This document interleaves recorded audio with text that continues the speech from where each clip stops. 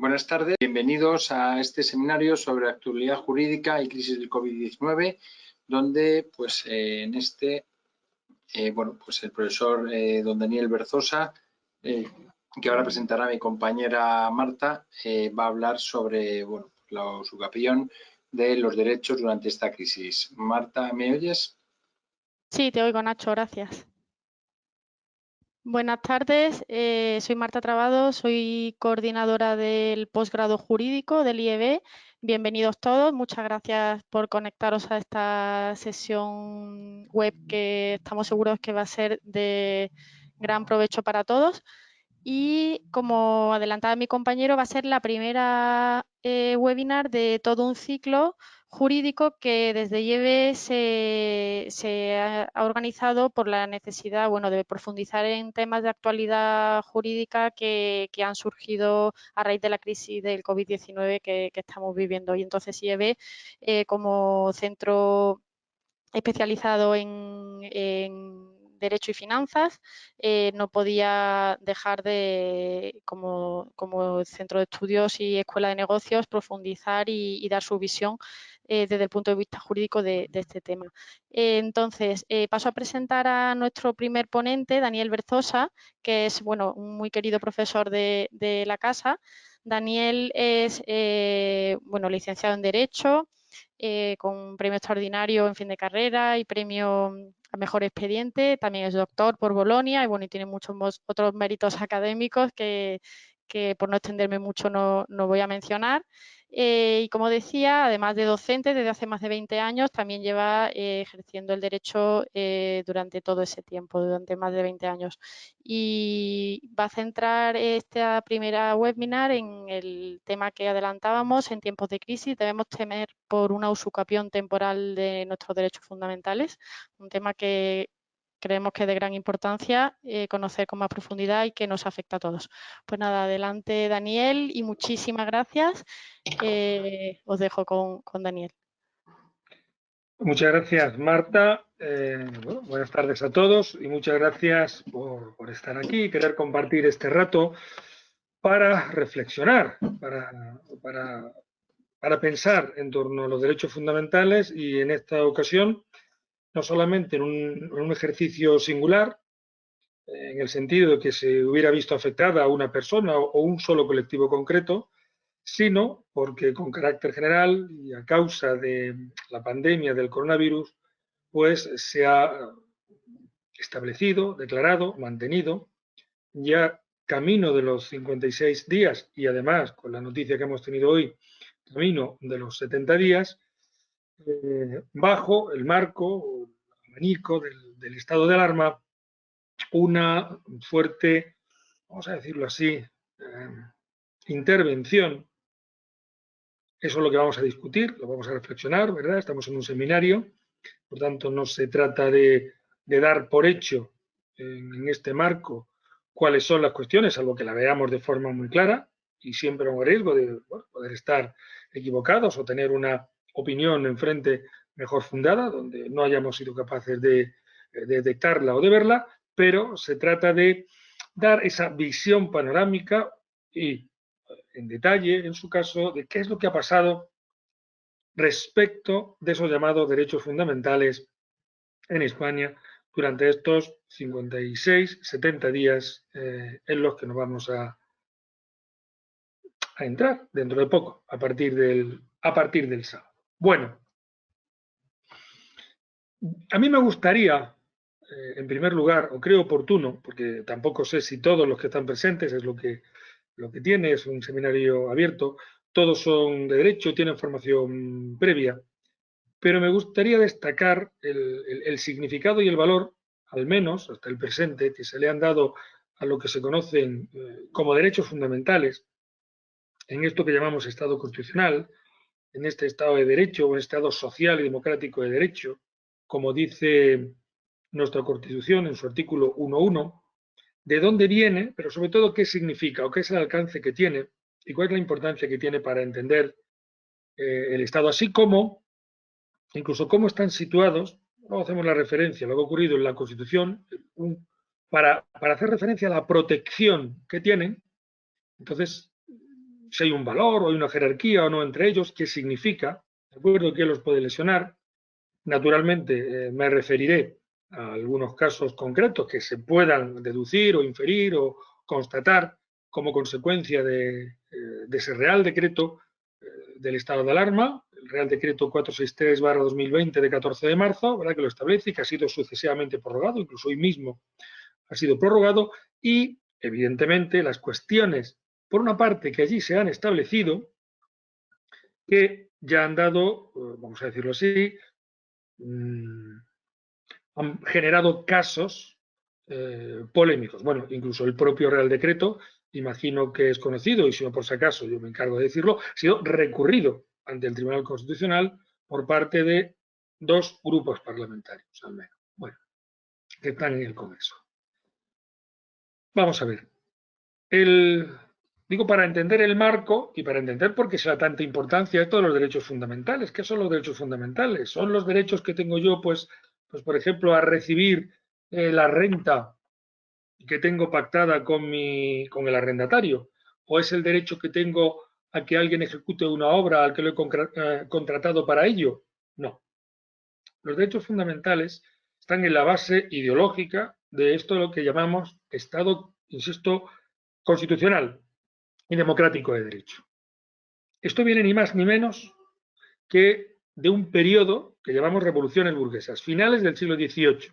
Y ahí se establece que para que haya estrictamente una constitución, es decir, una constitución democrática, tienen que concurrir al menos dos cosas. Y si no concurren esos 2 pilares, no hay constitución, no hay democracia. Nos cuenten lo que nos cuenten, no lo hay. Y estos son el principio democrático de soberanía popular o soberanía nacional y el principio liberal o jurídico de reconocimiento y garantía de los derechos naturales, es como se habla en la época, se habla de derechos naturales, aunque sea mínimamente haré una referencia a esto, para entender este salto de derecho natural a derecho fundamental o constitucional, y, por supuesto, la división de poderes.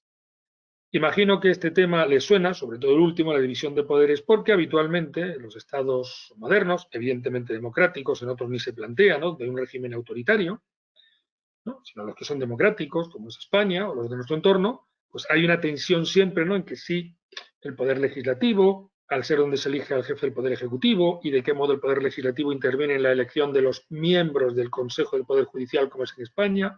Esta tensión seguro que la han oído, que la hemos oído, pero no es el objeto de hoy. El objeto de hoy es esa otra primera pata absolutamente fundamental para que pueda haber Estado democrático. Es decir, esto es muy importante, no basta con que se reconozca que la soberanía pertenece al pueblo, que es, también les digo, como dirían los matemáticos, una verdad del barquero, es un axioma, ¿verdad? Un axioma. La soberanía hay que asignarla al pueblo, no puede tener la soberanía un individuo, no puede tener la soberanía un grupo de individuos. La soberanía tiene que tenerla el pueblo. Bien, pero esto no es suficiente. No es suficiente, porque se puede asignar la soberanía al pueblo, pero no respetar los derechos fundamentales y no haber división de poderes. Con lo que no tendríamos un Estado constitucional, sino que lo que tendríamos que sería un Estado autoritario o Estado totalitario. Seguramente este ejemplo es muy conocido para todos, ¿no?, que emplean la palabra de república popular de tal sitio o república democrática de tal otro, pero lo único que tienen de democrático es el nombre. ¿Por qué? Porque carecen de esa otra base fundamental. Bien. Y esto, ni más ni menos que queda fijado para toda la posteridad en el artículo 16 de la Declaración Universal de los Derechos del Hombre y del Ciudadano, que dice que todo Estado donde no están garantizados los derechos fundamentales y asegurada la división de poderes, carece de Constitución. Bien. Fíjense que en aquel momento se habla de derechos naturales. ¿Y esto por qué? Pues porque los padres intelectuales de la Ilustración, política y de todo orden, económica, etcétera, que generaron aquella revolución y que es el origen de lo que como sistema político ha regido y se ha implantado en Occidente, eran esencialmente, desde el punto de vista filosófico, ius naturalistas. Y dicho de la manera más sencilla posible, pensaban que todo ser humano, por el hecho de serlo, no por el hecho de ser nacional de un Estado, no por ser español, o por ser portugués, o por ser francés, o por ser italiano, que todo ser humano, que toda persona, por el mero hecho de serlo, tenía una serie de derechos que ningún poder político podía lesionar, podía dañar. Y así surgieron todas estas declaraciones de derechos que son típicas de la época e importantísimas. Las más antiguas, por razón del tiempo, son las de las ex colonias inglesas, las futuras fundadoras de los Estados Unidos de América, en el año 1776, pero la que tuvo éxito, o más éxito, como suelo decirle a mis alumnos, ¿verdad? A los ingleses, o en este caso a los estadounidenses, se les suelen ocurrir las cosas, pero siempre llega un francés listo, que los hay y mucho, y nos lo traduce para que todos lo podamos entender. Pues bien, es esta Declaración Universal de los Derechos del Hombre y del Ciudadano la que se convierte en la declaración, en el texto angular, fundacional, de ese reconocimiento, insisto, de que hay una serie de derechos que pertenecen a la persona y que el poder político, poderes públicos diríamos ahora, no pueden lesionar. Ese concepto de derecho natural que apela a la ley natural, o sea, derechos que están ahí y que simplemente hay que declararlos, no se trata de construirlos o de fabricarlos, y no voy a ir luego por ahí porque sería otro posible tema de discusión, quiero decir respecto del presente, ¿no? Donde es más que evidente que en muchos casos hay ciertos derechos calificados ya como fundamentales o como constitucionales, que además de ser llamados así, en particular con la terminología constitucional, porque han sido integrados en la Constitución, esto es para darles la protección que da el estar contenidos en la Constitución, que es la norma suprema, a la vez que jurídica, de todo el ordenamiento de un Estado que se quiera democrático, han podido perder en algunos casos esta nota de estar derivados de la ley natural. Pero naturalmente no es el tema de hoy. Lo que quiero es indicar que el origen es derechos naturales, que la idea es que son derechos que están en el núcleo de la personalidad. En el núcleo de la personalidad. Y estos estados, que se han fundado, que quieren ser democráticos, tienen que respetar. Y si no lo hacen, insisto, y si no lo hacen, no basta que declaren que la soberanía pertenece al pueblo. No basta, exagerando, que incluso tuvieran división de poderes. Si no respetan los derechos fundamentales, ese Estado no será un Estado plenamente democrático o incluso no será democrático. En el recto y bien entendido sentido. Bueno, a partir de esa idea, inicialmente hay unos derechos que se solemos llamar de primera generación, que son los más antiguos, los más elementales, ¿no? Que seguramente a muchos, si no la mayoría de ustedes, saben o se imaginan cuáles son. Como derecho primario, principal y primero, pues ¿cuál será? El derecho a la vida, ¿no? Y como libertades, pues hay una cosa que puede parecer anecdótica, pero fíjense que la libertad religiosa, puesto que los primeros son los colonos que huyen de la persecución en Inglaterra para liberarse, será el de libertad religiosa, del que van a derivar la libertad ideológica, de la que van a derivar toda una serie de libertades, como por ejemplo la libertad de circulación, la libertad de residencia o, por ejemplo, la inviolabilidad del domicilio o, por ejemplo, aunque sea de carácter procesal y mucho más antigua, introducida en el derecho inglés, a la manera como hacen las cosas los ingleses, que es a la suya, pero siempre anticipándose, con el habeas corpus, ¿no? Ese derecho fundamental de carácter procesal, ¿verdad? Que consiste en que hay que poner a disposición de un juez a alguien que haya sido detenido, ¿no? No puede estar permanentemente en manos simplemente de una autoridad administrativa. Por supuesto, otros derechos, no tanto libertades, ¿verdad? El derecho de manifestación, el derecho de reunión, y desde muy antiguo se reconoce como derecho de reunión pacífica y sin armas, pero el derecho de reunión, Y, por supuesto, aunque inicialmente por temas que no viene al caso discutir, encontraríamos, por ejemplo, el derecho de asociación, que es fundamental y fundamentalísimo, ¿verdad? Porque pues, muchos de ustedes estarán asociados, sean asociaciones de tipo cultural o civil, o, evidentemente, puede ser la asociación característica por antonomasia, que es el partido político, es decir, está reconocido en nuestra Constitución como instrumento fundamental para la participación política, o pertenecen quizá a alguna asociación empresarial o a un sindicato que nuestra propia Constitución ha reconocido como grupos de presión. En los artículos 6 respecto de los partidos políticos y 7 respecto de las asociaciones empresariales y de los sindicatos. Bueno. Los derechos fundamentales se han ido extendiendo, consolidando, e incluso un brillante compañero, el profesor, me contaba que el siglo XXI, él sostenía que el siglo XXI iba a ser el siglo de los derechos fundamentales. Había habido polémicas en el XIX, pero que este iba a ser el siglo de los derechos fundamentales. Y este aquí que nos hemos encontrado con una circunstancia realmente única, ¿verdad? Una pandemia de carácter mundial, para la que había numerosos escritos en plan diciendo preparémonos, va a venir una pandemia en España y fuera de España, ¿no? Incluso en la estrategia de seguridad nacional del año 2017, como uno de los desafíos que se recogen está el de las pandemias. Está también allí el de la cibervigilancia, ciberguerra, las amenazas híbridas, pero en lo que nos interesa, la posible pandemia, ¿no? Como algo muy superior a una epidemia con este carácter. Bien. Y esta pandemia del coronavirus se ha desatado y se ha estimado oportuno inicialmente, cuando finalmente toma el gobierno, de que lo pertinente para atajarla, ante la gravedad de lo que finalmente se intuía que podía ocurrir, o quizás se sabía pero no se quería creer, o quizás se imaginaba pero no se pudo prevenir, no voy a entrar ahí, que el instrumento adecuado, habida cuenta de las medidas que ya se venían practicando en China o se venían poniendo en práctica 3 semanas antes en Italia, iban a conducir a tener que ordenar, tener que animar, tener que recomendar. ¿Por qué empleo todas esas palabras? Porque es la diferente manera como ha sido tratado en distintos países europeos.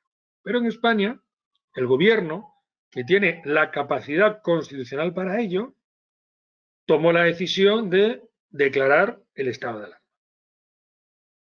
Ya en este punto, más allá de lo procedimental, que también lógicamente voy a comentar, ya en este punto los constitucionalistas y otros juristas discrepamos. Es verdad que inicialmente fueron muy pocos o menos, pero sí destacados, no por ello quiero decir no destacados, constitucionalistas, que dijeron que ya desde el inicio esta declaración del estado de alarma, con las medidas que contenía, estaba violando la Constitución. Porque en realidad no se estaba limitando a restringir ciertos derechos fundamentales especialmente protegidos, sino que los había realmente suspendido. Y además incluso había suspendido derechos fundamentales que la ley que regula y desarrolla los estados de alarma, excepción y sitio no le permiten hacer. ¿Vale? Yo reconozco, bueno, no tengo que reconocer, es que lo he dicho, o sea, y lo he dicho en diferentes intervenciones en medio, tanto decir, verbales como escritas, que en ese momento no estaba con esa minoría, porque realmente, aunque intuíamos o imaginábamos, o ante la duda o lo que fue, bueno, realmente no se sabe cuál va a ser el alcance, o si se va a poder controlar, o si efectivamente nuestro sistema sanitario lo va a poder contener, pues parece más prudente empezar por el estado de alarma que no por el estado de excepción. Aquí hay algo importante que hay que subrayar, y es que en la regulación constitucional de los estados de alarma, excepción y sitio, la Constitución como tal no entra a indicar ningún contenido. Es una cuestión estrictamente procedimental. Si han visto o han buscado el artículo, es el 116, Respecto de los estados de alarma, excepción o de sitio, lo que hace la Constitución es establecer el procedimiento de cómo se acuerdan, se declaran y en su caso se prorrogan. Será, por tanto, la ley orgánica a la que remite, que es una ley del año 81, la que va a establecer los tipos, ¿no? Decimos los de derecho, es decir, cuándo se puede declarar un estado y qué se puede hacer en ese estado y cuándo otro y cuándo otro. Entonces, dicho de forma esquemática. Pero insisto que como tal, en la graduación, esa idea que al final percibimos de que el estado de alarma es para cosas menos graves, el estado de excepción para más graves y el estado de sitio es para cosas realmente graves, solamente podemos deducirlo por el tema de cómo se acuerdan y se declaran, ¿vale? Pero no en principio, en concreto por la materia que regulen. Para esto tenemos que irnos a la ley. Y entonces, en el estado de alarma, el gobierno es quien lo declara, por sí y ante sí, mediante un real decreto que es muy singular, porque siendo un decreto, un real decreto, pues el Tribunal Constitucional, a raíz, por cierto, de la única vez antes de la actual, cuando se ha declarado el estado de alarma, que fue cuando hubo aquella huelga tremenda de los controladores aéreos, no sé si alguno de ustedes la vieron, o eran algo más jóvenes, ¿verdad? Bueno, pues cuando se declaró, finalmente, fue en 2010, recurrieron al Constitucional y la sentencia que dictó el Tribunal Constitucional en el año 2016 vino a decir que aunque era un real decreto, en realidad tenía valor de ley. Es decir, que no es que sea formalmente un real decreto ley, lo digo porque habrán oído seguramente muy a menudo ahora decretos leyes, decretos, órdenes ministeriales, resoluciones, en fin, todo este pandemonium que tenemos alrededor entre lo que es real y lo que es inventado, ¿no? Bueno, es un real decreto, o sea, estrictamente un real decreto muy singular, porque tiene, por la naturaleza de la materia que afecta y regula, ese valor de ley, ¿vale? Se equipara en este sentido a las leyes, vamos a decirlo así. Bueno, el gobierno lo declara por un máximo de 15 días. Y a partir de ese momento, la posibilidad o no de prorrogarlo no queda solo en manos del gobierno, sino que tiene que ser el Congreso de los Diputados el que lo autorice. Dos apuntes, o tres, o los que vayan surgiendo. Y insisto, esto es para hacer agua y luego en la parte de las preguntas, pues a lo mejor da oportunidad para comentar más casos o más cuestiones, porque lógicamente voy a hacer una pequeña digresión, aunque es relacionado con el tema. Está claro que evidentemente, las posibles infracciones o no que se han podido cometer, sean de orden constitucional o de orden legal, solamente se van a poder comprobar en caso de que el ofendido, el afectado, el lesionado o quienes estén legitimados para activar los instrumentos los pongan en marcha para saber qué opinan sobre ello, y que en este caso ya no es opinar, es decidir los tribunales, sean los tribunales de justicia ordinarios, pues cuando me hayan puesto una multa como consecuencia de la aplicación del estado de alarma o de las propias normas del propio Real Decreto y las derivadas con rango de ley, que no habrá o no habría más remedio que recurrirlas ante el Tribunal Constitucional. Bueno, si no, ahora volvemos sobre ello, porque me gustaría facilitar en lo máximo posible un discurso lineal para captar lo esencial, porque insisto, el resto vamos a ver, no sé si en este seminario, veremos algo, ¿no? Va a ser todo, pero va a ser una casuística realmente importante, como pueden imaginar, por la cantidad de derechos que se han tocado, que se han suspendido, que se han limitado. Ahí vendrá precisamente duda o la lucha o el conflicto jurídico y, por supuesto, político que ya estamos viviendo. Bueno, pues decía que el Congreso es el que tiene que aprobar la prórroga, ¿vale? Me adelanto, por si alguno me lo preguntara. ¿Y tienen que ser 15 días? El otro día respondí en la tele que me lo preguntaban. Digo, pues no tienen por qué ser 15 días. Digamos que se está haciendo por práctica. Así se hizo en la única prórroga que estuvo cuando los controladores aéreos y así se ha hecho, se está haciendo ahora en las 10.000 prórrogas de viaje submarino en las que estamos o parece a las que vamos, ¿no? Bueno, pero efectivamente en la prórroga la Constitución no dice nada. El gobierno podría solicitar una prórroga por menos tiempo o por más tiempo, ¿vale? Pues el gobierno actual ha decidido que es 15 días. Va prorrogando o va pidiendo la prórroga de 15 en 15 días. Y hoy de nuevo le ha sido otorgada. Bueno, con lo cual sigue teniendo esa cobertura. El estado de excepción es verdad que lo declara el gobierno, pero necesita la autorización previa del Congreso. Y a diferencia del estado de alarma, el estado de excepción se declara inicialmente por 30 días. Y es verdad que del tenor de la Constitución dice que se puede prorrogar por igual plazo. Luego parece que el estado de excepción a priori y como máximo, con prórroga, podría estar un máximo de 60 días, a priori. Pero bueno, nunca ha ocurrido hasta el presente, digo, desde que está la Constitución del 78, y finalmente está el estado de sitio, que este directamente debe ser declarado, mantenido, prorrogado, además con reunión permanente por parte del Congreso de los Diputados. Otro dato, no obstante, para que lo tengan presente respecto de la cuestión, y es que nuestro Parlamento es un Parlamento bicameral, se compone de 2 cámaras, el Congreso de los Diputados y el Senado. Bien, pues en este tema de los estados excepcionales solamente participa una de las cámaras, ¿vale? Que es el Congreso. El Senado aquí no participa.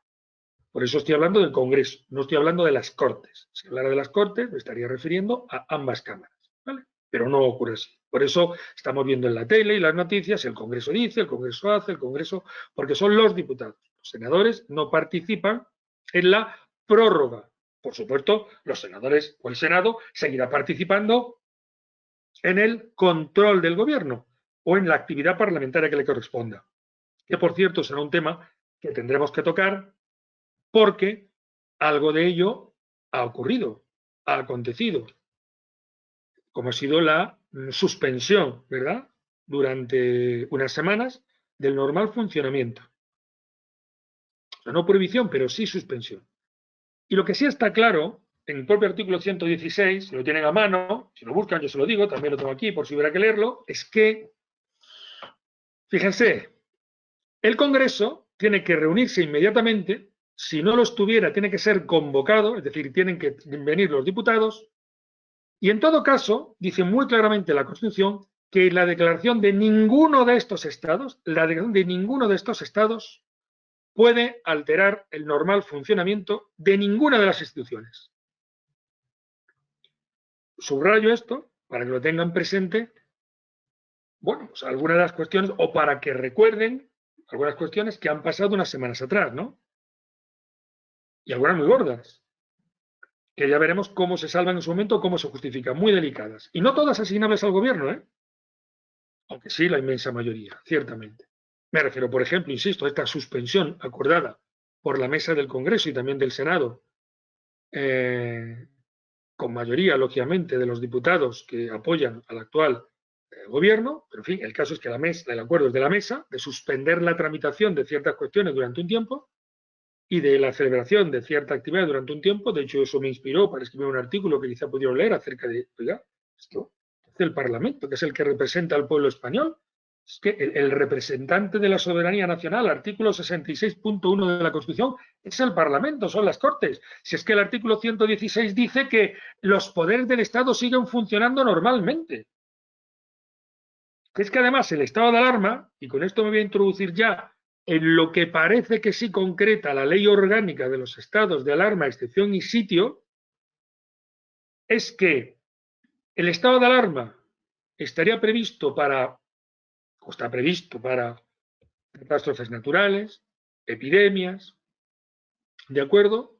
Digamos, problemas que afectan a la normalidad del funcionamiento de la vida nacional o de la vida de una parte de la nación y que no pueden ser enfrentados con los poderes ordinarios que tienen las autoridades competentes, que el estado de excepción está pensado para supuestos de grave alteración del orden público y el estado de sitio pues está pensado, lógicamente, o para cuando una parte del territorio se quiere secesionar o cuando estamos en guerra o cuando nos invade otro país, etcétera, etcétera, ¿vale? Con lo cual, por eso, en cuanto al estado de sitio, no voy a hacer mucha referencia, y menos en este caso que tenemos, porque no ha lugar en ningún caso en la controversia acerca de lo que ha acontecido con estos derechos fundamentales o con ciertos derechos fundamentales durante estos 56 días. 56 días hará el sábado, bueno, pues con estos 54 o 53 días en los que estamos inmersos. ¿Vale? Bien. La tensión, que es enorme, digo, jurídicamente, y también socialmente, ¿no? Porque de repente, del día a la noche, nos convencemos, todo el mundo, pero también en España, de que, ojo, esto es un problema y solo se solventa de una manera, que es quedándonos en casa, no tratando con los vecinos ni con nadie a ser posible, y lavándonos muchísimas veces con agua y con jabón. Como es un tema epidémico, el gobierno opta por declarar ese estado de alarma. Y en ese estado de alarma que declara, y en concreto tenemos este artículo, el artículo 7 en particular, es el que regula o concreta las cuestiones que dice limitar por razón de esta pandemia. Y aquí es donde empiezan a acontecer los problemas. Yo creo además, y es una opinión personal mía, que el hecho de que a partir de la primera prórroga, en mi modesta opinión, y sé que hay voces fundadas que no lo ven de esa manera, tendría que haberse declarado el estado de excepción, era lo más pertinente a solo el estado de alarma. ¿Por qué digo esto? Los defensores del estado de alarma, de que todo es posible hacerlo en el estado de alarma, esencialmente lo que dicen que es que la ratio, la razón de su declaración del estado excepcional, es que de lo que se trata es un tema de crisis sanitaria, es un tema de salud pública. De hecho, sabemos, y los que nos tomaban por unos locos cuando una semana antes decíamos, ojo, con lo que se nos viene encima, ojo, yo tengo muchos amigos en Italia, y me decían, oye, preparaos, que esto está que arde, era no tanto la tasa de mortalidad, que al parecer es semejante a otras enfermedades, cuanto la tasa de contagio, y que esto es lo que llevaba, que es lo que estaba pasando en Italia, al colapso del sistema sanitario y, claro, a la acumulación de muertes, de enfermedades y de muertes, porque no se podían atender debidamente a todas esas personas que estaban afectadas de golpe, por esta pandemia. Pero el problema es que la limitación de derechos que se contiene, que insisto, para un núcleo entonces reducido, estaba ya mal declarado, tenía que haber optado de la forma del estado de excepción, para otros, entre los que yo me sumo, tendría que haberse transformado, hubiera sido más correcto haber declarado el estado de excepción, que además le daba directamente 30 días al gobierno, y con una prórroga lo plantaba en 60 días. Con lo cual, 30 más 15, 75, incluso más de lo que hay ahora, por el momento, porque naturalmente el gobierno puede volver a solicitar la prórroga dentro de 2 semanas y en función de las circunstancias se les pueden aceptar o no, aunque quizás si han tenido la oportunidad de leer alguna manifestación mía, yo creo que no hace falta ya técnica constitucional ni legalmente estar en estado de alarma para gestionar lo que evidentemente sigue siendo un gravísimo problema de salud pública que evidentemente está en el centro de la preocupación principal de los poderes públicos, sin duda, pero yo creo que de nosotros. Porque también sostengo que esto ha funcionado no ya porque nos den miedo las multas o nos den miedo, bueno, las sanciones que nos puedan aplicar por el incumplimiento, que también, sino esencialmente porque el pueblo español, en su inmensa mayoría, del signo ideológico que haya sido, porque si hablamos del 99% de la población, por tanto entramos todos, hemos obedecido sin rechistar las indicaciones, las instrucciones y hasta, insisto, yo soy una persona que puedo decir que he vivido en un régimen, primero porque era muy pequeño cuando nací y luego enteramente de libertad, de plena libertad. Y de repente me encuentro a mis 50 años con que me están diciendo que si quiero correr tengo que salir de 6 a 9 de la mañana, como tengo hijos menores de 14 años sí puedo salir entre 12 y 7 de la tarde, y si no puedo salir porque o voy a por el pan, o voy a por el periódico, o voy a por el supermercado, en fin, en definitiva me encuentro con una situación, todos, pero hasta yo, después de 50 años de vida sobre la Tierra, donde en lugar de tener el punto de partida que es la libertad, me encuentro con aquí viene el kit de la cuestión, limitación o suspensión, esta es la duda, ¿verdad? Esta es la tensión, de la libertad. Ojo, pero para resolverlo jurídicamente, e insisto, esto es un seminario jurídico, por eso estoy incidiendo en lo que yo creo, en las posibles dudas que pueden surgir, manifiesto la opinión que tengo, fundada en derecho, evidentemente, pero también reconozco que puede haber compañeros o los jueces, cuando llegue el momento, que consideren otros elementos. Y que esta pugna esencial que se ha planteado entre libertad y salud, esta pugna entre libertad y salud, es, en cierto modo, una tensión falsa. Yo creo que muy acertadamente escribía el otro día uno de los filósofos actuales más leídos. Por una parte estaba Byung-Chul Han, que no sé si saben que ese es filósofo coreano, establecido en Alemania, el de la sociedad del malestar, en fin, tiene libritos muy breves, pero muy interesantes, y que está muy de moda en toda Europa. Y otro, Harari, un israelí, este escribía en La Vanguardia, y decía muy acertadamente que no nos dejamos engañar, que precisamente porque estamos en el siglo XXI no caigamos en que hay que elegir entre libertad y salud. Tenemos ambas cosas, libertad y salud. Bueno, esto es más propio de un filósofo, pero yo lo comparto, porque todos podemos pensar, y de hecho, además de lo que haya que resolver, habrá que ir pensando en cómo se va a gestionar una situación que parece que se va a cronificar o que va a necesitar de un tratamiento especial y de una comprensión especial por parte de los ciudadanos, que yo personalmente creo, insisto, en que hemos aceptado. Yo cuando he visto en televisión, pues cosas lamentables, ¿no? Eso, una familia en Ibiza agredido a, evidentemente espantoso, o una señora corriendo fuera de horas en Barcelona, o 30 chavales de botellón. Bien, o sea, decir que no está bien, pero que son 35 personas, como digo, 500.000 de personas han incumplido. Somos 47 millones de personas. O sea, les aseguro que no hay fuerza capaz de detener no ya a 46 millones de personas, a mucho menos millones de personas si deciden lanzarse desordenadamente a la calle. Bueno, volviendo a la norma, les decía que esa ley en particular de los estados de alarma, excepción y sitio, ¿verdad? Por resumir, dice que en el estado de alarma, que se dan poderes para incautar bienes, para introducir cuestiones, está el tema del mando único, etcétera. El listón sí parece que está muy claro, en que ahí no se pueden suspender derechos fundamentales. En particular, no se pueden suspender los derechos fundamentales del artículo 55, entre los que está la que se llama libertad de ambulatoria o libertad de circulación. ¿Vale o no vale? Lo digo porque va a ser la madre de todas las batallas. Y cuando cogemos el artículo 7 de ese Real Decreto que declara estado de alarma y que ha sido prorrogado, nos encontramos con que ya una redacción casi contraria a la que es propia de la limitación, frente a la que es propia de la suspensión. Dicho de manera muy sencilla, dicho de manera, digo yo, muy sencilla, se entiende, ¿no? Cuando hablamos de limitación,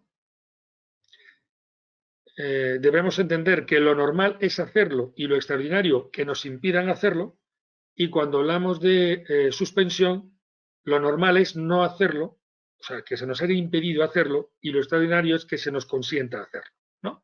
Es decir, la limitación de la libertad de circulación, ¿qué sería? El punto de partida es que puedo circular y que puntualmente o de forma determinada se me condiciona dónde, cuándo o por dónde circulo. ¿Qué sería un supuesto de suspensión de la libertad de circulación?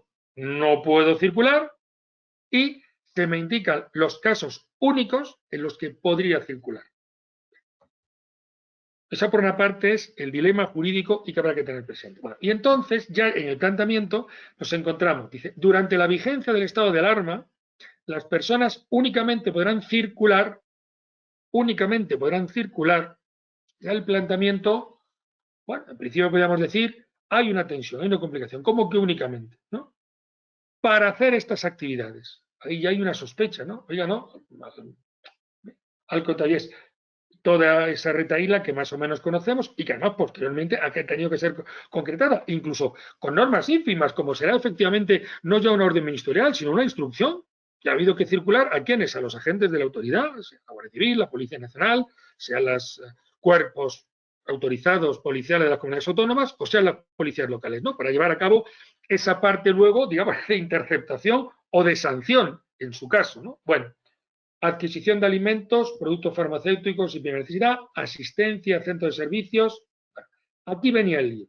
Desplazamiento, retorno al lugar de residencia, pero se excepcionaba cuando fueran personas mayores, sí se puede ir al banco, ¿no? O al tema de los seguros. Luego, claro, venía aquí una parte realmente que entramos en una casuística que ahí dependía de la flexibilidad o la comprensión de la aplicación de quien tuviera que exigirla. Fuerza mayor o situación de necesidad, cualquier otra actividad de análoga naturaleza que habrá de hacerse individualmente sin que sea, excepto que sean personas con discapacidad. Bueno, pues ahí tenemos un núcleo. ¿Eso es una mera limitación de los derechos o estamos ante una auténtica suspensión? Si tomamos solo ese punto de vista, si aceptamos que es limitación, es correcto haberlo declarado en el estado de alarma.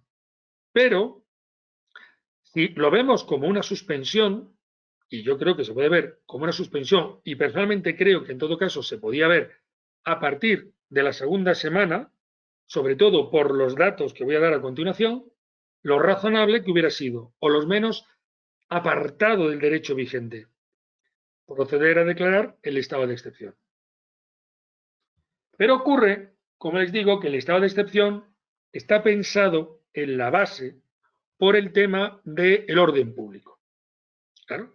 ¿Y qué ocurre aquí? Es que esta es una acción realmente extraordinaria, porque, bueno, es evidente que si algo nos ha visto alterado, ¿qué es? El orden público. Si nos hemos quedado todos en casa, el 99% ya es gente, sobre 47 millones. Ni una pequeñita manifestación.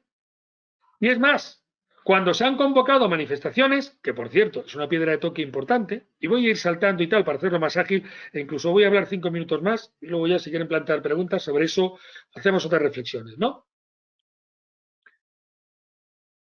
Tenemos una sentencia de un Tribunal Superior de Justicia de Galicia que prohíbe una manifestación con motivo del 1 de mayo, donde además ofrecen unas condiciones en coche, un solo individuo, guardando la distancia y tal, y la prohíbe, que además, tela marinera, ha sido confirmada en la parte de recurso de amparo que fue planteado por los que les habían negado el derecho de manifestación, ¿verdad? Importantísimo, por un auto del Tribunal Constitucional, de la Sala Primera, el recurso de amparo se ve por salas, no se ve por el Pleno, se puede en cierta dimensión, ojo, y al mismo tiempo nos encontramos con una solicitud de manifestación prohibida por la subdelegación del gobierno, como en el caso de Vigo, en este caso en Zaragoza, pero que es revocada por el Tribunal Superior de Justicia de Aragón, que dice que efectivamente no se puede suspender con motivo del estado de alarma un derecho tan importante, un derecho fundamental como es el derecho de manifestación. Con lo cual ya se va alimentando la cuestión problemática de los derechos fundamentales y de todo lo que se va a generar. Y a todo esto tenemos la música, los especialistas, de que el Tribunal Constitucional Federal Alemán ha dicho que nada de suspender el derecho de reunión, que nada de suspender el derecho de manifestación, con todas las consecuencias que esto tiene para esa otra instancia donde acaban finalmente los asuntos que pasan por nuestros tribunales, que es el tribunal, digo, en materia de derechos fundamentales, que es el Tribunal Europeo de Derechos Humanos, que nos podemos encontrar con que de nuevo vuelva a regañar a nuestros tribunales nacionales. Pero eso ya será una cuestión que el tiempo dirá y con el tiempo lo veremos. Como les decía antes, dos grupos parlamentarios han presentado, creo que sendos recursos de inconstitucionalidad, desde luego contra el Real Decreto por el que se declara el estado de alarma, y no sé si ambos o diferente ya sobre ciertos decretos leyes que se habrían aprobado al hilo o motivándose o con ciertos extremos, como por ejemplo se acuerda en singular el famoso tema de cambiar una comisión delegada para introducir a un vicepresidente del gobierno. Creo que ese es el que se había recurrido, bueno, por parte de otro grupo parlamentario. Pero bueno,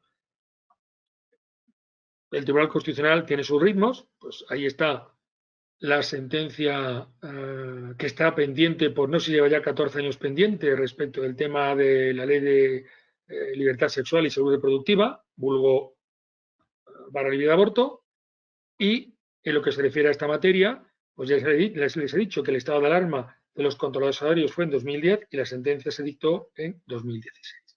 Bueno, Quiero decir que se podrán plantear, pero que lógicamente, ¿por qué? Porque el estudio judicial de las cuestiones pues lleva mucho tiempo, requiere mucha profundidad y pues, mucho contraste hasta decir, bueno, y realmente esto, porque vamos a ver, donde yo creo que ya no hay duda, por decir así, el consenso pleno de todos los juristas, desde luego de los constitucionalistas y también de los más juristas, de luego lo que hay consenso, con independencia luego de que se decida si es constitucional o no es constitucional, el Real Decreto de Estado de Alarma con las medidas que tiene,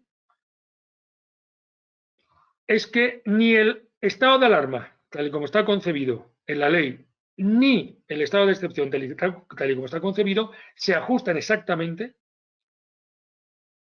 los tipos se ajustan exactamente a lo que sería necesario. ¿Vale o no vale? Espero que valga. Fenomenal. Y decía, pero que sin embargo hay un momento en que los tipos del estado de excepción se corresponden mejor con lo que estaba ocurriendo. Porque hubo 2, 3 o no sé incluso si 4 semanas donde ya no solo era un problema de que a ver qué va a pasar, sino que se hablaba de colapso general del sistema sanitario, tipo específicamente recogido en el artículo 20.1 de la Ley Orgánica de los Estados de Alarma, Excepción y Sitio, defectuoso funcionamiento de los poderes del Estado, y se había producido en aquel momento que se había suspendido el trabajo ordinario de las Cortes, lo que está expresamente limitado, pero ojo, también incluso, insisto, para el estado de excepción, pero está recogido como tipo, ¿vale? Y también se había suspendido de una manera un tanto dudosa, reconocido por algunos ilustrísimos o excelentísimos magistrados con los que he podido hablar, esa suspensión decretada por la Comisión Ejecutiva del Consejo General del Poder Judicial. ¿Basándose en qué? En ese ejercicio nebuloso de potestad reglamentaria que tienen. Bueno, no, es que más bien eso, ¿quién tendría que haberlo acordado? Es que técnicamente tendría que haber sido cada juzgado y cada tribunal quien tendría que haberlo acordado.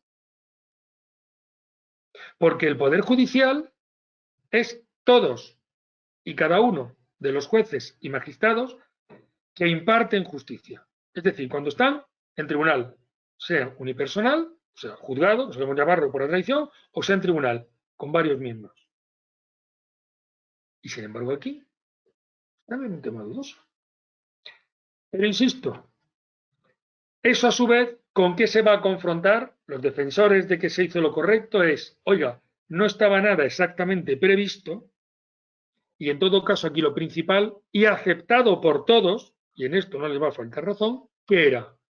Pues era la salud. Era el que no queremos enfermar, y lo que es más importante, no hemos querido que otros se enfermaran. Esa es una de las cuestiones más aplaudibles de lo que ha hecho en su conjunto el pueblo español. Y por supuesto, y en particular, todos los sanitarios, de forma muy particular y destacada, todos los sanitarios y todos aquellos, lógicamente, los cuerpos y fuerzas del Estado, las Fuerzas Armadas, Protección Civil, los barrenderos, los farmacéuticos y todos aquellos que han estado especialmente en primera línea, manteniendo esto que ha ocurrido. Bueno, pues en ese conflicto, ¿qué ocurre? Que nos hemos encontrado con que se ha afectado la libertad de circulación, artículo 19, que se ha limitado o suspendido de facto los derechos de reunión y manifestación, que, y también tuve oportunidad de escribir un artículo sobre ello en el ABC, que le llamé, creo que, el gran hermano del gobierno frente, fui prudente, no puse contra, dije frente a la Constitución y la ley, porque ni más ni menos que por una orden del Ministerio de Sanidad se ordenaba, como si fueran con efectos estadísticos, a que el Instituto Nacional de Estadística geolocalizara por comunidades autónomas dónde estábamos. Y claro, señores, es que esto es una invasión del derecho al secreto de las comunicaciones. Es un derecho... no, eso viene después, perdón, eso viene después. Es otro lío, es otro lío. Otro conflicto, posible conflicto jurídico. De la privacidad, artículo 18. Y en concreto 18.4, puede serlo. ¿Pero por qué? Lo decía yo, por mucho que dijera, no, va a ser todo anonimizado. Decía, ¿no? Eso suena muy feo, pero es una palabra que está admitida. Va a ser todo anonimizado. Vamos a ver. Sobre anonimizado es decir, que yo, imagínense, ¿no? Cuando se hacen estos estudios estadísticos que se dicen, pues por sexos, por edades, por no sé cuánto, pues efectivamente no saben quién es, ¿no? personas, eso es recoger datos anonimizados. Pero vamos a ver, si yo digo que quiero saber dónde está una persona, si está en su comunidad autónoma o no lo está, y esta frase esta frase no es mía, es de un brillante compañero y amigo mío, y por cierto, un autor de mucha fama, cuyo libro les recomiendo, que tiene que ver con la importancia de los datos, se llama Alquimia, cómo van a ser el nuevo oro del siglo XXI, todo el tema de la transformación digital, la ciencia de datos, todo eso. Bueno, dijo, vamos a ver, es imposible. Esto me hizo gracia, pero lo voy a contar porque es como aquella frase memorable creo que ya siempre me lío, si es, no, Rafael Ortega, el gallo, ¿no? Lo que no puede ser, no puede ser y además es imposible, ¿no? Oiga, es imposible saber dónde está alguien sin saber quién es ese alguien. Y ese era el punto de partida, la tesis de partida que yo manifestaba en aquel artículo. Oiga, no me cuente una milonga, no me diga que esto está anonimizado, no me diga que es a efectos de estudio.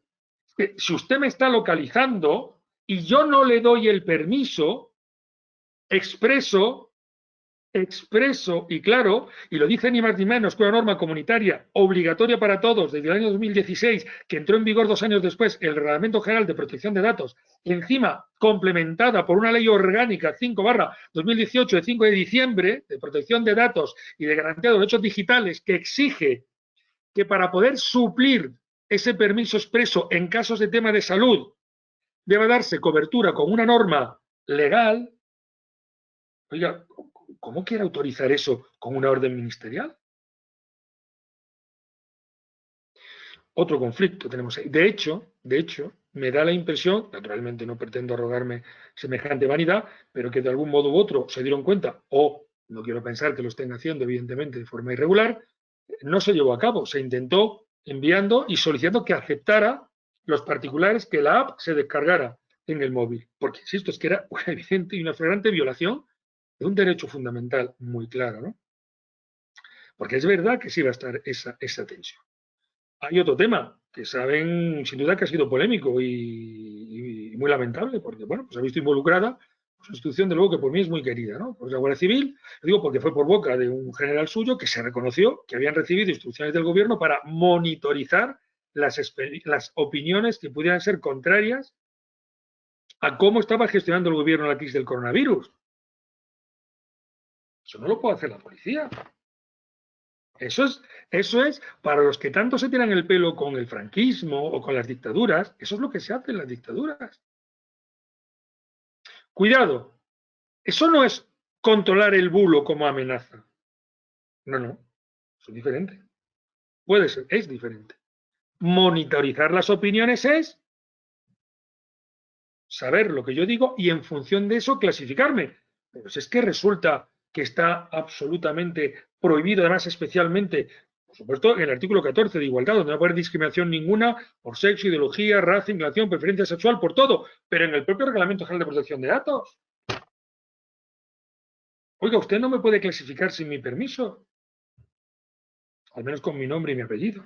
O, naturalmente, si yo doy mi consentimiento, siempre y sin ningún problema. ¿Vale? Bueno, pues ahí tenemos pues un problema muy gordo que hubo sobre el derecho al secreto de las comunicaciones, sobre la privacidad e incluso sobre la libertad de expresión. ¿Vale? Otra tensión que se produjo sobre ese particular. Ha habido también, y hay sin duda otros casos más, con carácter general, pero quizá tienen menos trascendencia, pero son curiosos e importantes para nosotros. Lo que pasa es que son razonables. Me refiero a la suspensión de las elecciones tanto en Galicia como en el País Vasco. Seguramente esto ya se han olvidado muchos de ustedes. Pero el derecho a la participación política es un derecho fundamental, obviamente que está regulado, y no había ninguna norma de cobertura para declarar como tal la suspensión. Sin embargo, pues de acuerdo todos los partidos políticos, consultadas las juntas electorales respectivas, se llegó al acuerdo. Y pues, la mejor doctrina, entre la que está sin duda el profesor Arnaldo, por ejemplo, Enrique Arnaldo, pues habría que decir que ha sido razonable, ¿verdad? Razonable y justo apropiado que se hayan suspendido, porque efectivamente en lo que es el tema principal, que es el ejercicio adecuado del derecho electoral, tiene que darse en las condiciones oportunas para poder practicarse. Claro, si como consecuencia del coronavirus va a votar el 10% del censo, pues efectivamente estaríamos o podríamos estar falseando el resultado. naturalmente en este caso tendrán que volver a convocar esas elecciones, ¿verdad? Y con inicio de los plazos. Bueno, tenemos otra cuestión que ya veremos si no es conflictiva. Ahora me pongo la toga, que por cierto estoy eximido de ponérmela durante los próximos meses, al menos los 3 meses siguientes desde que se declare o desde que acontezca el fin del estado de alarma. Me refiero, aquí no afecta, ¿no?, a los abogados, ese Real Decreto Ley 16/2020 de 28 de abril, ¿no?, de medidas procesales, ¿no?, que por cierto ya está siendo muy polémico, no solamente, como algunos han querido ver, en la parte superficial, que los colegios de abogados, entre otros el de Madrid, ¿no?, han sido diciendo, oiga, el mes de agosto no puede ser hábil, no va a ser operativo, sino por otras cuestiones fundamentales como el tema de los plazos procesales. Algunas medidas sí parecen razonables, que es el contador se pone a cero, o como ha ocurrido, por ejemplo, con otro tipo de cuestiones. Bien, yo creo que el tema es que es amplísimo y podríamos ir caso por caso porque realmente ha sido pues, una detrás de otra. Bueno, sí, no quiero dejar de decir, porque además lo he defendido yo, y anoche mismo lo decía en televisión, y mañana me van a llamar para otra entrevista, parece ser. Bueno, pues ya está, me ha tocado, fenomenal. Que estoy completamente convencido de que es posible y de que es posible porque hay instrumentos legales para tratar los problemas de la pandemia sin necesidad de que esté declarado el estado de alarma. Esto es otra cuestión ciertamente. Y además creo que ahí, efectivamente, aunque no sea exactamente mediante esa vía, o sea, puesto que no se ha respetado el estado de alarma en cuanto a solo limitar derechos o no se ha respetado el estado de excepción porque no se ha declarado estando en un estado de excepción encubierto bajo la forma de estado de alarma, hay instrumentos muy amplios, apoyándonos incluso en el marco internacional, que permitirían, en mi opinión, por mucho que de repente digan que no es posible, que no es posible, pues miren ustedes, no. Si no es posible, como yo digo, no porque yo lo diga, es decir, porque por lo que leo veo que es posible, de acuerdo, pues como ya he dicho, con la Ley Orgánica 3/1986 de 14 de abril de medidas especiales en materia de salud pública, la Ley General de Sanidad del año 2011 y otras, pero además el Reglamento Sanitario Internacional de la Organización Mundial de la Salud, así como la intervención del artículo 15, 18 del Convenio Europeo de Derechos Humanos o el artículo 52 de la Carta Europea de Derechos Fundamentales, pueden permitir que en caso de que la limitación de algún derecho sea por tema de salud, necesariamente no se está produciendo la violación del derecho fundamental. Con lo cual creo que desde la legalidad ordinaria, lo he sostenido, es posible también tratar, porque tengo clarísimo como lo tenemos todos, es que lo hemos percibido, ¿no? El fin del estado de alarma, si es que llega en algún momento, que insisto, normalmente debe llegar, no supone el fin del problema. Y yo creo además que todos los hemos asumido. Es posible que esta situación nos haya hecho ver las cosas de una manera más aguda de la vida, pero yo realmente creo que no es así. Es que sigo pensando que el comportamiento masivo, casi unánime del pueblo español, pero insisto, de cualquier signo, preferencia, de todo, ha sido completamente ejemplar, incluso muy paciente. Y que estamos perfectamente dispuestos, porque somos conscientes de que está en juego nuestra salud y la de nuestros mayores, que tanto queremos, o de otras personas a las que están a nuestro lado, que estaríamos dispuestos a aceptar esas limitaciones temporales y asociadas solo, y que tengan que ver solo con ¿qué? Con el tema de una posible pandemia y de su contagio.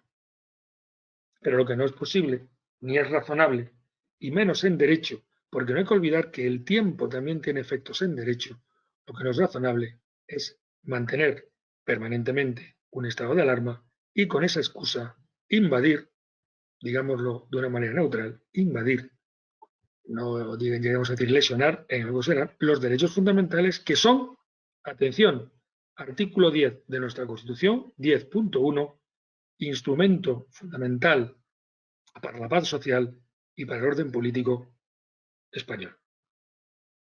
Bueno, y por mi parte, yo ya termino, creo que he estado al final hablando muchísimo más de lo que se me había dicho, con lo cual, si hay alguna pregunta, pues y yo la sé responder, pues estaría encantado de responderla, y si no hay ninguna pregunta, pues... Daniel, sí, muchísimas gracias. Tienes ahí 3 preguntas bueno, son 2 en realidad. Puedes ver en el panel. Voy. Y las contestas por el orden A ver. que tú quieras. A ver, ¿por qué no se me ve? Estoy aquí en manifestación. A ver, ¿cómo sale? Que sale, bueno, antes se ponía, no se pone. Vamos a ver. Donde ves a los asistentes, No, si la estoy viendo, pero que antes se me abría en una pantalla grande y ahora se me ha quedado en pequeñito. Y entonces, a ver, dice, derecho a manifestación. ¿Qué opina de las sanciones a ciudadanos por portar una bandera de España en el vehículo por el Paseo de la Castellana ordenadas por la dirección del Gobierno de Madrid? ¿Se encuentra dentro de la ley? ¿Se podría considerar manifestación? Bien, sobre esto, no sé si la he leído bien, pero por si acaso, la voy a leer de nuevo más despacio, para el que ha tenido la amabilidad de plantearla. Dice, hablando del derecho de manifestación, ¿qué opina de las sanciones a ciudadanos por portar una bandera de España en su vehículo en el Paseo de la Castellana, ordenadas por la delegación del Gobierno en Madrid? ¿Se encuentran dentro de la ley? ¿Se podría considerar manifestación? Bien, vamos a ver. Con toda la prudencia del mundo, porque les he de confesar que a mí me llegó, para variar por WhatsApp, yo no se la pasé a nadie porque, digo, me han llegado muchas cosas y yo ya decido lógicamente que esto es como poco, o lo tengo contrastado por 2 o 3 fuentes o yo no comparto nada, porque no es cuestión de enredar más el tema.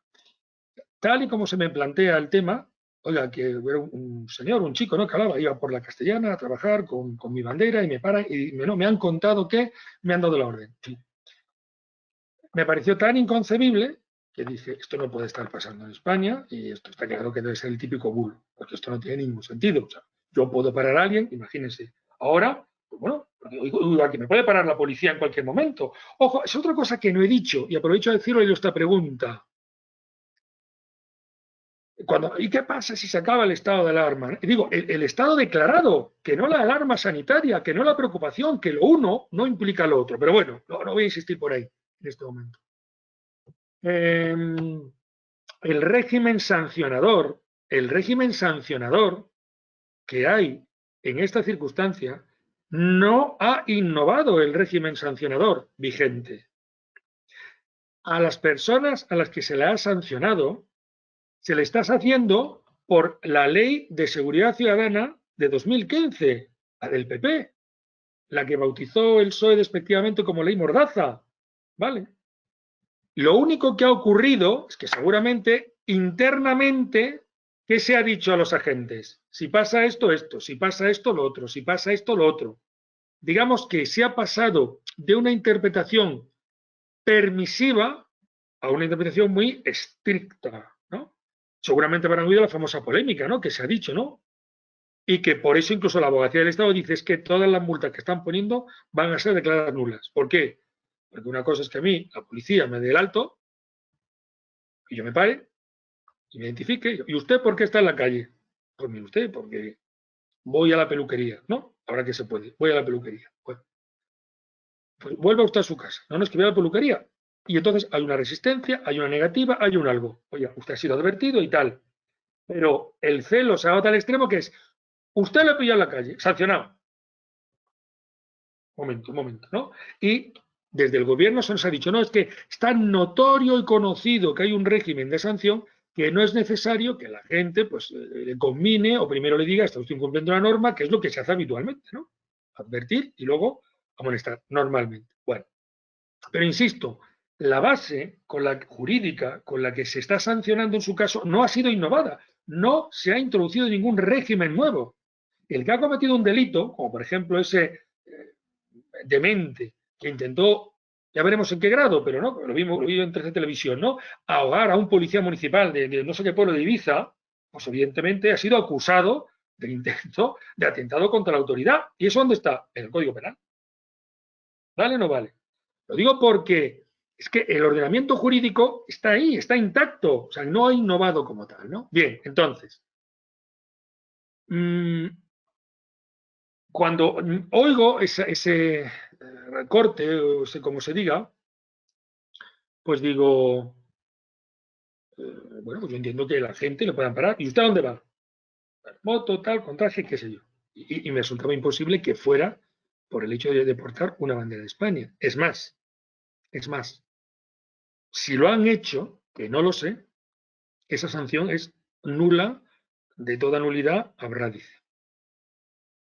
Probablemente, si ha sido sancionado, no creo que lo haya sido por portar la bandera de España. ¿De acuerdo? Si no, porque incluso sería una torpeza. No sé si me estoy explicando. Si yo le voy a sancionar, ¿yo qué hago? Pues me ajusto a lo que me han dado, porque cuanto más me ajuste, mejor podré defenderlo cuando me vayan a recurrir. Y si además, que si me encuentro a alguien, me van a recurrir. Pero ahora, pongámonos en el caso de que efectivamente eso se ha hecho. Pues eso es una auténtica barbaridad. Y es totalmente una infracción de un derecho fundamental, en este caso, no ya de manifestación, sino que lo sería de la libertad de expresión e ideológica. Oiga, a ver si aquí todo el mundo va a poder sacar la bandera que le dé la gana. No sé si me explico. Vamos a ver, si yo salgo a pasear mañana, en las horas que puedo incluso, ¿no? No me pongo en plan provocador, sino en el tramo que me toca, con mi hija, con una bandera de España, ¿a mí quién me va a decir nada? Ahora, si yo voy con la bandera de España sin mi hija, corriendo, a lo mejor me pueden decir, oiga, es que esta no es la hora para hacer deporte. Y entonces me sancionan, no porque lleve la bandera de España, sino porque estoy corriendo fuera de esa franja que se ha fijado para que yo pueda y no pueda correr. Pongo el ejemplo, ¿no? Entonces, yo estoy completamente de acuerdo con el Tribunal Superior de Justicia de Aragón y en desacuerdo con, en este caso, con el de Galicia. Y, por tanto, también de acuerdo con el Tribunal Constitucional Federal alemán. No cabe prohibir el derecho de manifestación. No cabe prohibirlo, porque eso es una auténtica suspensión. No cabe, es más, no cabe prohibir con carácter general, es muy restrictivo en nuestra jurisprudencia, cualquier tipo de manifestación. Habitualmente, ¿cuáles son las que se llegan a prohibir? Las que hay una grave amenaza, pues eso de desorden público, porque sabe que hay detrás una trastienda terrible. Lo máximo que se suele hacer, ¿qué es? Porque es verdad que ningún derecho fundamental es absoluto. Y esto lo entienden perfectamente, ¿no? Es verdad que está el derecho a la libertad de expresión, pero no existe el derecho de insulto. Por poner un ejemplo muy típico y muy común, ¿no? O está claro que hay un derecho de manifestación, pero también un derecho de libre circulación, cuando se puede circular. Y es el motivo por el que muchas veces dicen, oye, comunico estatal. Y me dice la autoridad, vale, sí, pero en lugar de por esta calle se va por la otra, no sé cuánto. Bueno, sería una modulación o una regulación. Pero lo que no se puede decir es, usted no se puede manifestar. ¿Vale? Entonces, en este caso, si iba solo, pues evidentemente pues no puede ser derecho de manifestación. Estaba transitando. E insisto, yo, desde la lógica, no conozco exactamente más que ese detalle, no me entra en la cabeza que semejante orden se ha dado de la acción del gobierno de Madrid como si fuera de Andalucía o fuera de Polop, pues me da igual, pero vamos, de Madrid no me entra en la cabeza, y si lo han hecho, pues evidentemente lo que tiene que hacer ese ciudadano es plantear, incluso si fuera cierto, en la jurisdicción penal, y si no como poco en la contenciosa administrativa, un recurso de amparo de protección jurisdiccional de su derecho fundamental. Porque eso es otra cosa que deben tener presente. Cuando hablamos de derechos fundamentales, fundamentalísimos, como todo lo claro, es que no hemos tenido tiempo, pero es que hay mucho para hablar, es la protección jurisdiccional. Hay una protección jurisdiccional ordinaria y cuando uno la acaba es cuando llega a la protección ante el Tribunal Constitucional, en lo que se conoce como recurso de amparo. ¿Vale o no vale? Entonces, ante cualquier orden jurisdiccional, civil, penal, contencioso, social, si yo creo que se me ha lesionado un derecho fundamental, puedo plantear un recurso preferente y sumario, es decir, más rápido y más breve, donde debe responder ya el tribunal o el juzgado ordinario, no hace falta llegar al constitucional, y otorgarme el amparo en defensa de ese derecho fundamental.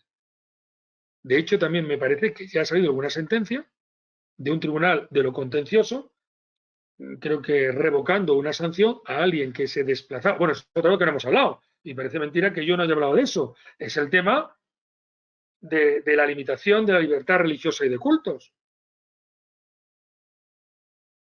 Que si se dan cuenta, y si veremos bien, ahí la limitación no ha ido tanto, cuidado, porque se pueden celebrar, sino en las condiciones necesarias. Por ejemplo, todos vimos aquella tropelía, y es cierta, que se comentó en la Catedral de Granada, ¿no? cuando había personas separadas, pues no sé, mucha distancia, ¿no? Pues en un exceso de celo, en un error, lo que fuera, evidentemente, ¿no? Pero miren, esto es una cosa que también me gustaría decir. Insisto, hablando de la responsabilidad no ya solo del pueblo español, sino de las asociaciones, de las instituciones, de los grupos en los que la sociedad nos organizamos, la Iglesia, las confesiones religiosas, las asociaciones de empresarios, los sindicatos, los partidos políticos, todos, desde el primer minuto, han tomado una actitud ejemplar de decir a todos sus seguidores, partícipes, asociados, hacer caso al gobierno.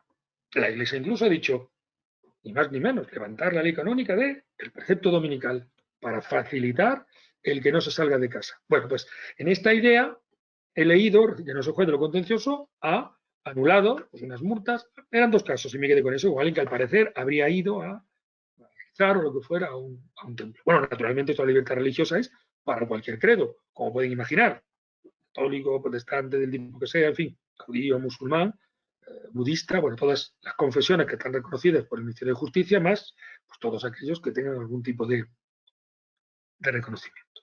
Bueno, yo creo que esta está más que respondida. A ver, parece que aquí hay otra, ¿o no? Hay unas cuantas más, Daniel. Sí. Pero ¿por qué no se me pone en grande? Que rabia más grande, porque es que para leerlo está No sé, siendo... pero ya van 11 preguntas. Te lo Ole. digo, y 12, acaba de sumar otra. Entonces, también para que midas un Ay, poco si quieres o claro, intentar claro, sí. responder a todas o no, es, también A como tú veas. ver, buenas tardes. Oye, pero una pregunta, Marta, ahora mismo, es que, ¿por qué no se me pone en grande? ¿Qué rabia más grande? Porque me decía bajo. A mí sí que se me pone en Pero grande, yo no, ¿no? ¿a dónde tengo que darle? Donde pone preguntas, pone 12, pinchas 2 veces en el 12 y te aparece un cuadro con las preguntas en grande. Sí, pero antes me aparecía el cuadro en grande y ahora está en pequeñito. Bueno, Hay una previa anterior a la que has respondido, digo, por si pues quieres seguir un orden. dímela, es que no la veo. Es que está en pequeñito y no lo veo. No se Dice, pone en grande. bueno, ¿la ves entonces? ¿Crees entonces que el punto clave, cree entonces que el punto clave para, no sé si la puedes leer o... No, a Ah, ver, pues lo que no sé, canastos es esto, me gustaría ponerlo en grande. pues si quieres te la leo yo, Daniel, y Venga, lo por que favor. sigue habría que Venga, medir sí, un sí, poco sí, en sí, tiempo. sí. De Venga. acuerdo. Mira, ¿cree entonces que el punto clave para que el gobierno haya decretado el estado de alarma en vez del estado de excepción ha sido el mantenimiento del orden público y no otra cosa? No, al contrario, al contrario. La pregunta, digo, por si no la han oído, una de las preguntas es que si creo que el punto clave para que el gobierno haya declarado el estado de alarma y no el estado de excepción ha sido el orden público. No. El punto clave es que todo es solo una epidemia, es solo sanitario. Entonces, como no se ha visto alterado el orden público, considera que eso impide que se pueda aplicar el estado de excepción. Entonces, aunque las medidas son propias del estado de excepción, en algunos casos estamos ante una suspensión más que ante una limitación. ¿Qué es lo que ocurre? Que dice, pero como no hay problema de orden público, sino que esto es solamente sanitario, en ningún caso voy a pensar en el estado de excepción. Es verdad que el estado de excepción, que es una de las cuestiones que se han dicho, insisto, permite suspender derechos, permite intervenir comunicaciones, suspender publicaciones. O sea, el estado de excepción es una cosa, desde el punto de vista de la habilitación que puede llegar a confiar el gobierno, brutal. También es verdad que el hecho de que habilite no significa que en el decreto, que es donde tiene que estar el contenido de la habilitación, se le dé sin límite al gobierno de turno. ¿Vale o no vale? Pero al contrario, yo creo que el gobierno se aferra a que es esencial y básicamente solo un problema sanitario para decir que de ningún modo, aparte de otros problemas políticos, y que horripilan en España, que a ciertos partidos políticos, oír hablar de estados de excepción, les ponga muy nerviosos, que también esto ocurre, y que son apoyos en cierto modo del gobierno, ¿vale? Pero la idea que venden, la idea que trasladan, ¿cuál es? Que es solo un problema sanitario, que estamos ante una epidemia, una pandemia, y que por tanto no se cumple ya el tipo. Pero ese es el razonamiento que hacen, es lo que me lleva a decir a mí que por eso mismo tampoco cabe ya el estado de alarma. Porque el estado de alarma en su artículo primero 1, ¿qué dice? Como presupuesto de los 3 estados de excepción. Que se produzcan circunstancias extraordinarias que no se puedan controlar con el uso de los poderes que tienen habitualmente dados las autoridades competentes. Y es evidente, a la luz de todo eso está, que no hay ningún problema en controlar, digo, desde el punto de vista de las personas, que no hay ningún problema. Y que perfectamente, si es que el sistema sanitario existía, si es que ya existía perfectamente el Consejo Interterritorial del Sistema Nacional de Salud, donde además tiene lugar el ministro de Defensa, por si hay una emergencia. Si es que resulta que España, ¿y quién me lo iba a decir a mí? Yo, que todos me tienen por jacobino, tiene un Estado autonómico. Oye, ¿qué le vamos a hacer? Si es el Estado que tenemos. Es que con el decreto de alarma se ha alterado el orden competencial. Y en mi modesta opinión, yo creo que el artículo 12, y les animo a que lo busquen, apartado 1 y apartado 2, es un ejemplo del temor que los redactores tenían a que les pueda venir por ahí parte del recurso. Porque en el apartado 1 del artículo 12 señalan que el mando único, que toda la materia sanitaria, pasa al ministro de Sanidad. Y además lo hemos escuchado mucho porque el ministro Illa se ha encargado de decir que el mando único es suyo, que el mando único es suyo. Bien. Pero en el apartado segundo, después de decir que el mando único es del ministro de Sanidad, incoherente o por precaución, incoherentemente o por precaución, dice, no obstante lo anterior, las administraciones autonómicas y locales seguirán ejerciendo sus obligaciones en el marco de sus competencias. Si es que tenemos un Estado autonómico. Es que tenemos un artículo 148 y 149 que reparte incluso la sanidad, si es interior, si es exterior, si es medicamentos, si es lo otro, al Estado central o a las comunidades autónomas. Bueno. Vale. Bien, más preguntas. Te leo la siguiente, Daniel. Gonzalo Navas Migueloa pregunta, ¿consideráis proporcionado el hecho de que estén circulando policías camuflados vigilando movimientos y tiempos en la calle de, por ejemplo, personas paseando a sus perros?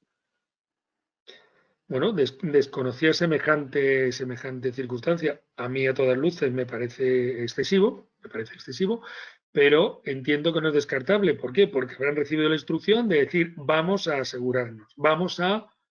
el principio que está poniendo en práctica el gobierno es aquel de que el miedo guarda la viña. Convencidos, y también lo digo, he hablado con otros compañeros, brillantes constitucionalistas, no estoy diciendo que están en radical desacuerdo conmigo y que dicen que el estado de alarma hay que mantenerlo a toda costa. Bien. Y dicen que ya sabes cómo es España, esto es Celtiberia Show. Esto, como tú digas aquí que no hay estado de alarma, por mucho que digas, yo sostengo que no. Yo insisto, creo que la actitud del pueblo español es súper mega responsable.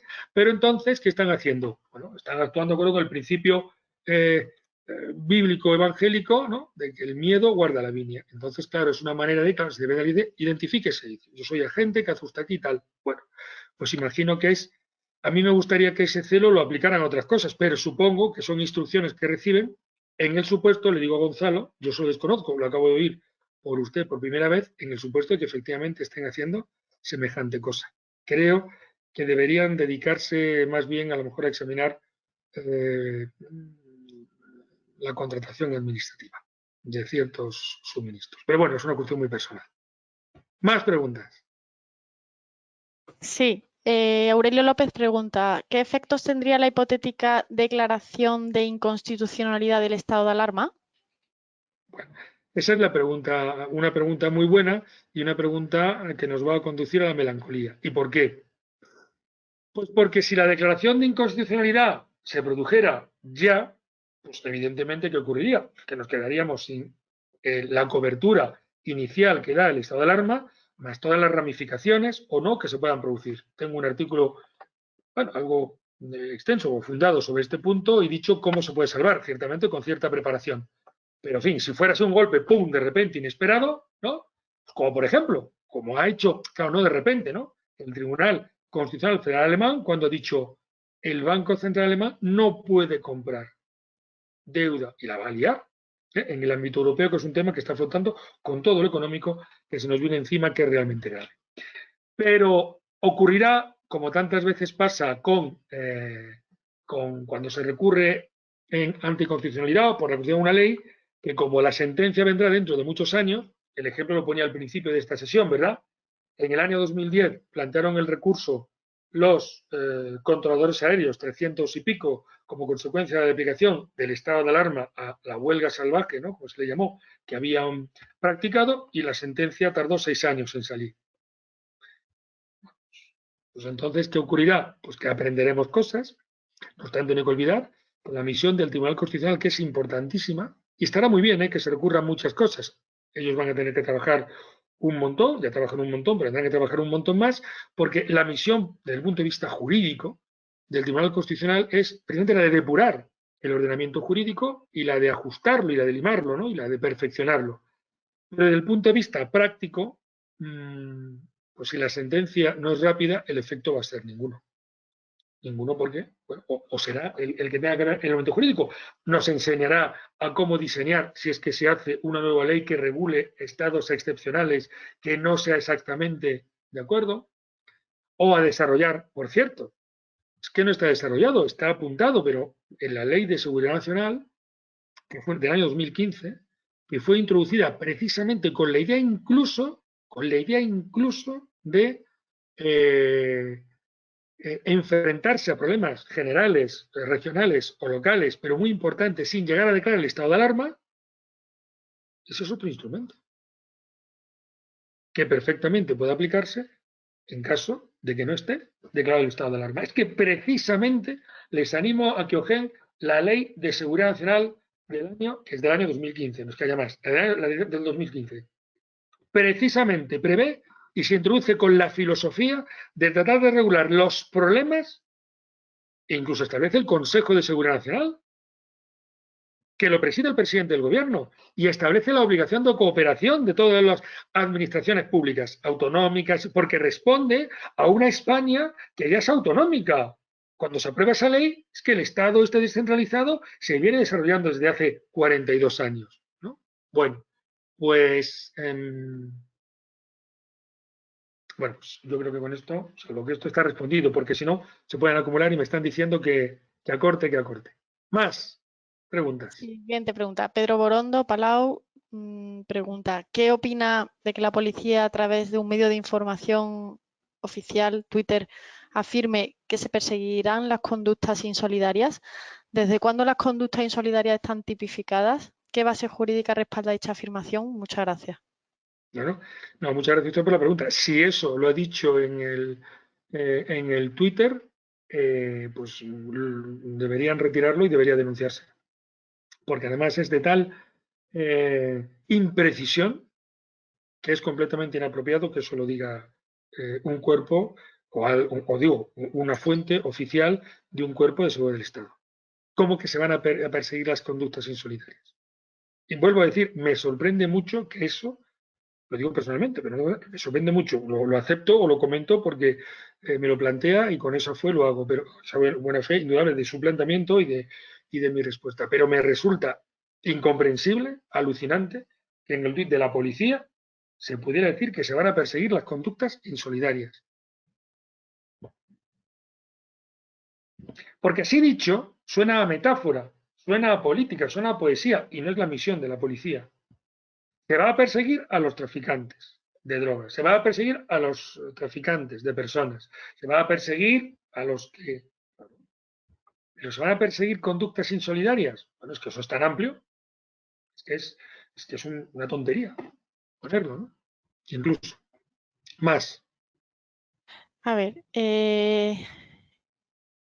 Paula Otero Santos dice, bueno, muchas gracias, don Daniel, como siempre, por su majestuosa explicación. Para alguien con una formación muy básica en derecho, como es mi caso, toda esta situación es como si el gobierno fuera por una, entiendo, castellana, pero pone castellana, pero bueno, entiendo que castellana recién asfaltada y con todos los semáforos en verde, siendo los semáforos en verde todas las capacidades del Estado de Derecho, jueces, instituciones, sindicatos, que están permitiendo verdaderas barbaridades en cada Real Decreto que vamos conociendo. Suspensión de nuestras libertades, introducción de nuestro vicepresidente de Derechos Sociales en el CNI, la Ley de Educación. ¿Qué nos queda a los ciudadanos para seguir creyendo en nuestro Estado de Derecho? Pues yo creo que nosotros mismos, o al menos nosotros que creemos en la libertad y que amamos la libertad. Está claro que si creemos en algo, tenemos que luchar por ello y tenemos que defenderlo. Yo sigo pensando que la inmensa mayoría, la inmensísima mayoría de los españoles queremos eso. Queremos eso. Habrá otros que no, queremos eso. Y creo que pese a las disfunciones, pese a las dificultades, pese a los problemas que tiene el Estado democrático, sigue siendo la mejor forma de que la complejidad social, y eso al menos ocurre hasta el presente en las sociedades occidentales, salvo que quieran uniformarnos, ¿vale? Salvo que quieran uniformarnos,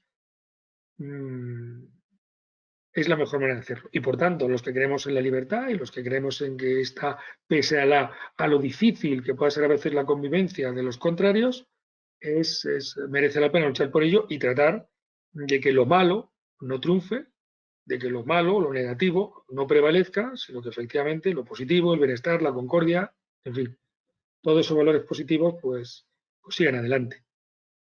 Marta, yo creo que...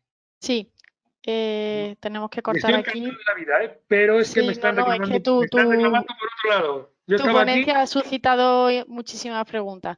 Pero bueno, Qué bien. si yo sí que os animo a si alguien está muy interesado en una contestación del profesor Daniel Berzosa, seguro que le está encantado a que te la haga llegar a través de mí, Daniel. Encantado, encantado.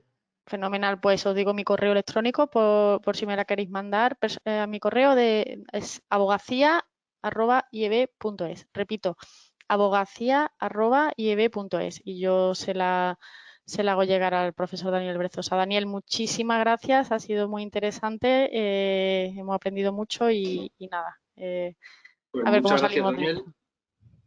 Muchas El, el, gracias y nada, os el- esperamos a todos en la próxima conferencia del próximo jueves con Ignacio Gordillos, fiscal de la Audiencia Nacional, donde bueno, pues se hablará de las posibles responsabilidades penales por continuar con el tema de los gestores de la crisis. Y bueno, pues también será muy interesante.